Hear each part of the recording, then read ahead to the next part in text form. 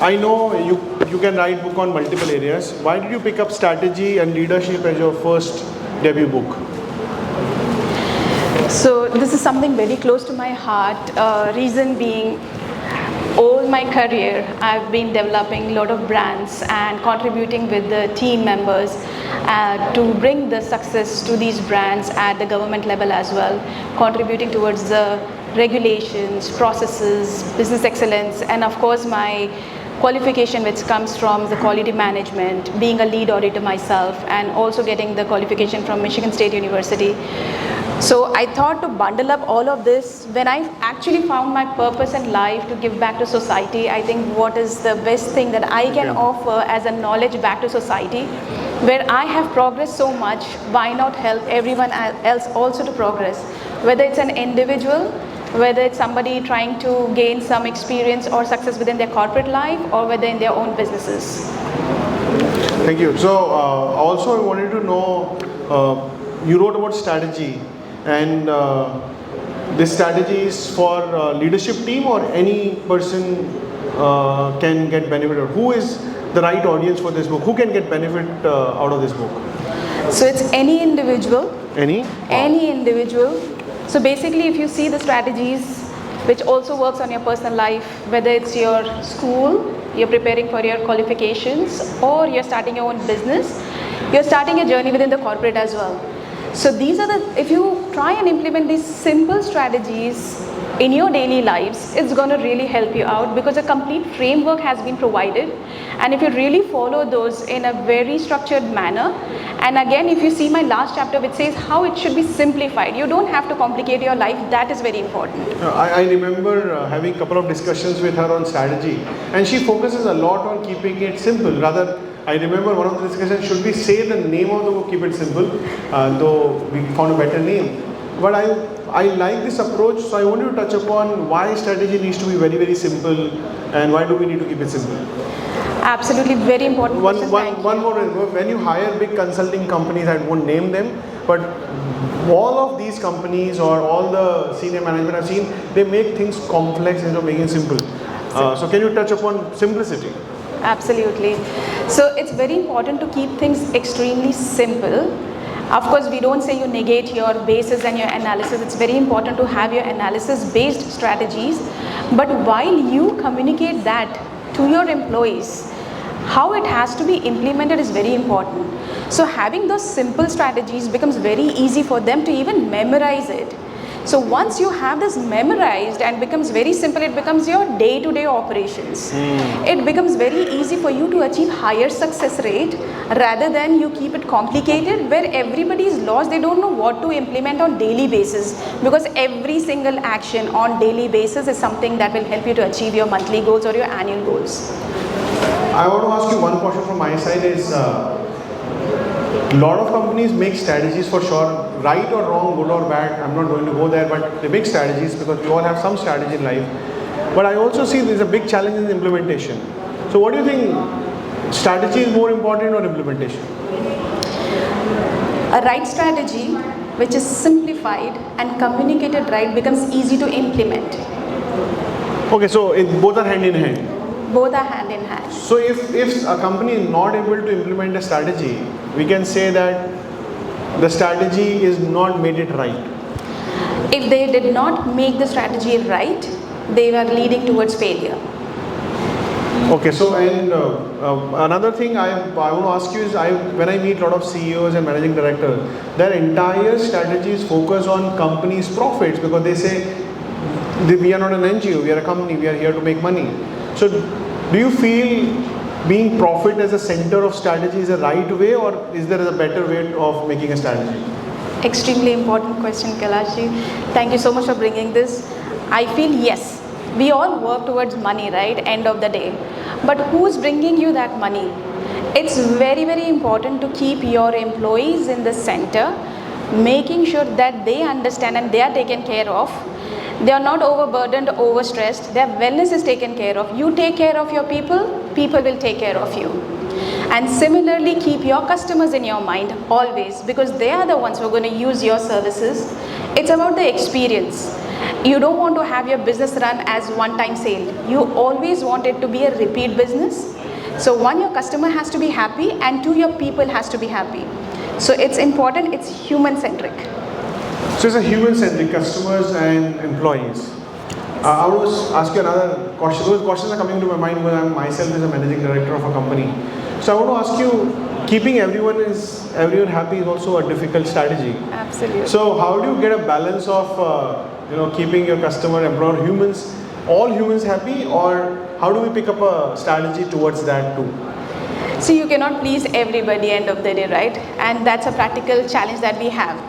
As far as you ensure that your processes are clear in your company and people are not lost, you have a buddy system in place, right? You need to have a friend who comes and talks. So you have to create those kind of activities also from time to time, where people start interacting with each other, having open door policies, extremely important, while they feel comfortable even to talk to your line managers. So that two-way communication is very important, and I think we have to remove the hierarchy pattern. You need to keep this open communication. The moment you have open communication, your office politics reduces. And that is extremely important, because the more office politics you have, people's attention gets diverted from the productivity to these office politics, which actually creates a lot of stress and mental imbalance, both in their workplace and back home in their personal lives. And if somebody is disturbed mentally, they will definitely not be able to. But we can do the maximum. You definitely cannot please everybody, because every human is different. But as far as you have done your part, I think that's something which is required. Wonderful. So, and I know Preea works as a business coach, or we call it a business consultant to work a lot of companies to rebuild their strategies, do implementation better.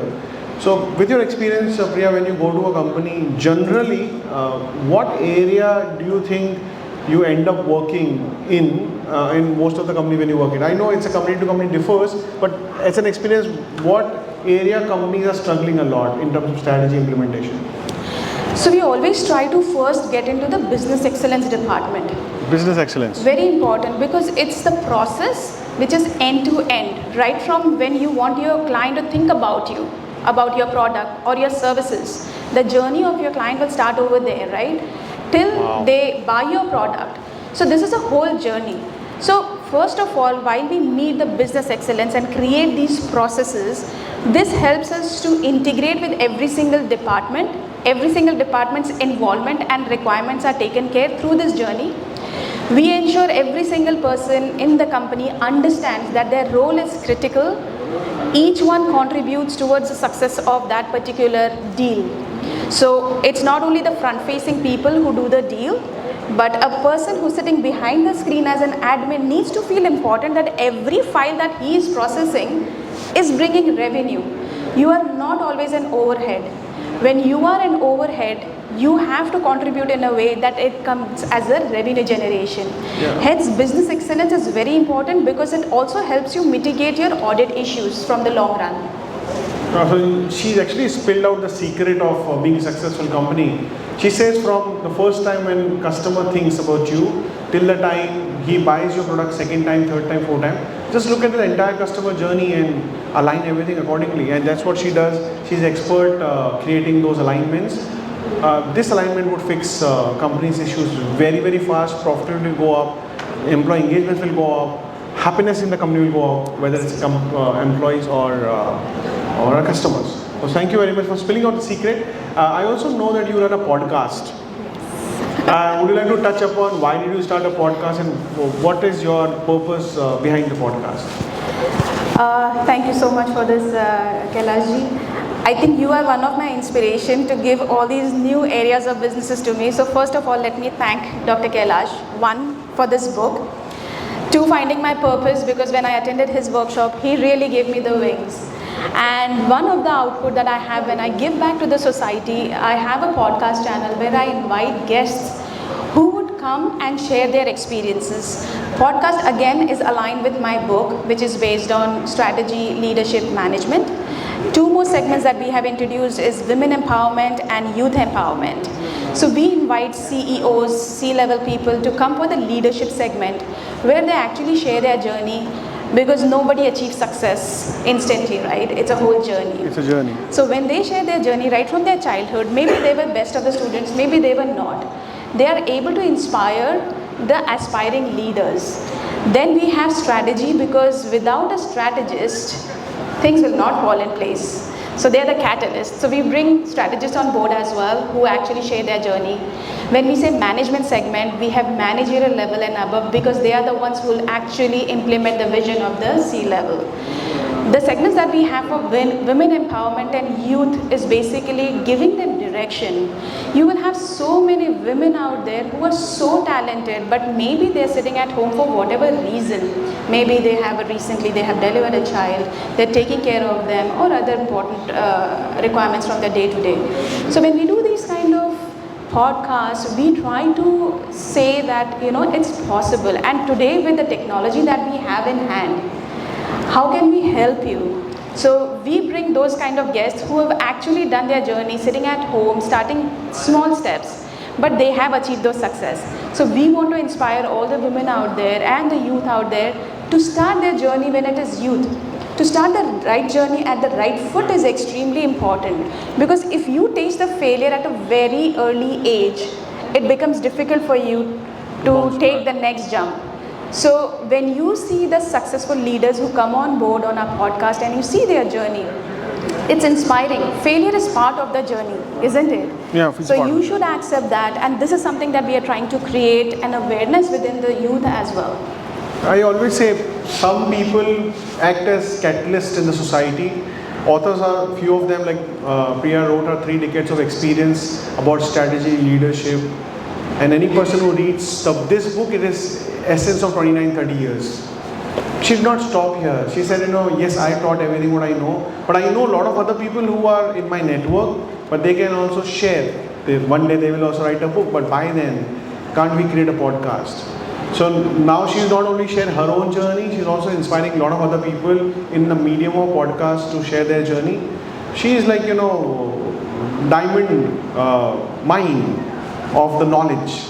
So I want you to follow her on all the platforms, LinkedIn, Instagram, YouTube, so you can listen more about her ideas, learn a lot, not only from her, but also from a lot of other people in her network who are very, very powerful, experienced.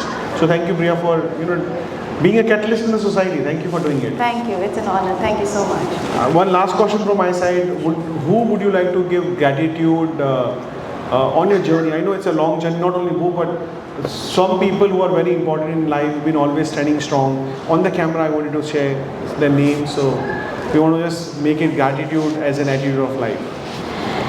Gratitude as an attitude of life. That's an amazing thing. For me, I have a list of people to name when it comes to giving the gratitude, because you cannot achieve anything in your life without having the right people around you. So starting first, I would say the guru who actually helped me to shape my life and give me a whole new identity. Wow. Dr. Kailash, thank you so much. You really changed the whole identity of me being into the corporate world for so long. Today, if I get introduced as the Preea Mane bestseller author. So thank you so much. So my gratitude to you for sure. Apart from that, for sure comes your family. Your family is always the first who helps you. Starting from your childhood, your parents who actually make you so strong with your foundation. They give you dreams, they give you the courage to dream, they give you the confidence to achieve it. They make sure that you get good education, and I am the blessed one. I've been raised with a single mother who's been very strong, and she instilled on us, whether a girl or a boy, you have to be independent, and that's what we did. So huge gratitude to my mother. I mean, I can't thank her enough. My siblings, all my siblings, I was the youngest one, and they have been pampering me and looking after me till date. They hold my hands throughout the journey. Of course, after marriage, my husband, he's the one, what you see today, the courageous woman, he plays the biggest role over here. My kids, my in-laws as well, who's been very strong and supportive to me. That's my inner circle when it comes to my family. And of course, my colleagues. You cannot achieve anything if you don't have right mentors at your workplace. So I definitely would like to give gratitude to every single person that I came across through my career journey, whether it was my line managers, my colleagues in different department, or whether in my own department, because without those interaction you will never learn anything. Without getting those opportunities from your seniors, you won't get those opportunities to go in something, learn something new. So those gratitudes definitely goes to them as well. And of course your friends and your buddies, you will never be able to enjoy life without them. So your stress busters, your buddies, your partner in crime, everything. So my friends as well, big gratitude to them. That's what you can learn. One more thing from her is how do you become a person of gratitude. See, so many names to say. That's the life is made of powerful people, and Preea is a powerful person as a soul, I would say, because she's impacting a lot of people. With her powerful smell, society is improving. Thank you very much, Preea, for being a catalyst of the society. Thank you very much. And thank you everyone for listening to us. Bye-bye.